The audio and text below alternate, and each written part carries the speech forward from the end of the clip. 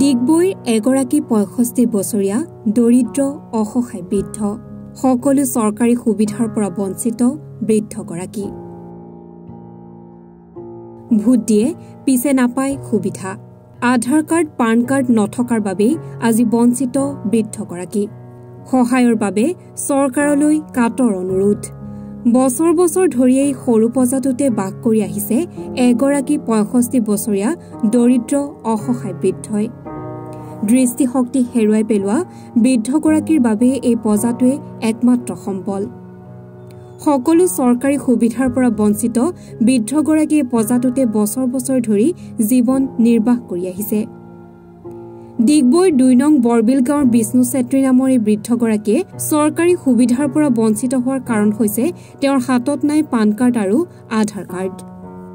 voter card আছে যদিও আধাৰ card PAN card নথকাৰ বাবে সকলো চৰকাৰী সুবিধাৰ পৰা বঞ্চিত হোৱা বুলি জানিবলৈ দিয়ে অসহায় বৃদ্ধগৰাকীয়ে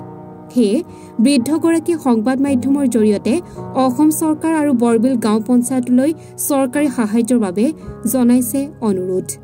মোৰ নাম শ্ৰী বিষ্ণু বাহাদুৰ চেত্ৰী মই ডিগবৈ বৰবিলৰ নিবাসী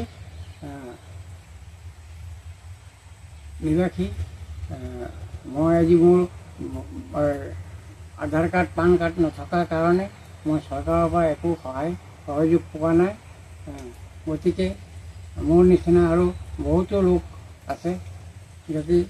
যাতে চৰকাৰে সিহঁতৰ ফালে গুৰুত্ব দিয়ে যেন আৰু মই মোৰ ভোটৰ ভোট দি আছোঁ মই খালি অকল মোৰ ভোটৰ ID কাৰ্ড আছে আৰু আধাৰ কাৰ্ড পান কাৰ্ডটোৱে নাই গতিকে মই দৃষ্টিহীন মানুহ মই আধাৰ কাৰ্ড পান কাৰ্ডটো বনাব পৰা নাই গতিকে মোক চৰকাৰে একোৱেই দিয়া নাই গতিকে মোৰ নিচিনা আৰু বহুতো ব্যক্তি আছে গতিকে সেই সকলৰ কাৰণে চৰকাৰে অলপ সহায় সহযোগ কৰে যেন